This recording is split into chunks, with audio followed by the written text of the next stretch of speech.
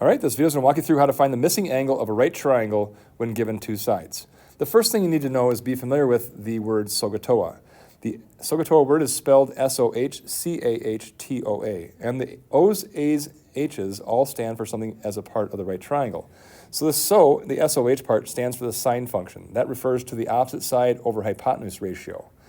The CA part is the cosine function, which deals with the adjacent over hypotenuse ratio. And tangent is referred to from the TOA part, which is your opposite side over your adjacent side ratio. Now, as you look at this triangle here, you have to first of all identify where is the hypotenuse. In this case right here, the hypotenuse is straight across from the right angle. So that 50, that is your hypotenuse, okay? The next thing you need to do is realize what the other 8 is representing. That 8 is right next to your angle, and that is adjacent. It is right next door. That's your adjacent side. Now, as you look at the different choices up here, the ones that have an H and an A in them is the word CA for SOHCAHTOA. So this right here is your function you're thinking about when you see this triangle because you have the hypotenuse and the adjacent side.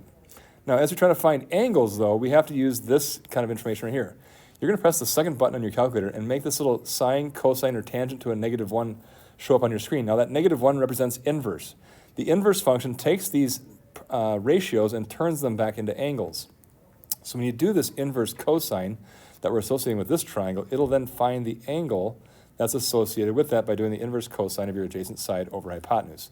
So all you have to do for questions like this is put the inverse cosine like this, and then what is your adjacent side? That's 8 over your hypotenuse 50, and then put that in your calculator, and then your answer as you go into that is going to equal 80.79. So 80.79 degrees. That is all there is to this, finding angles using the inverse functions of the appropriate ratio when given the current information. So good luck and hope this video helps finding your angle to your question.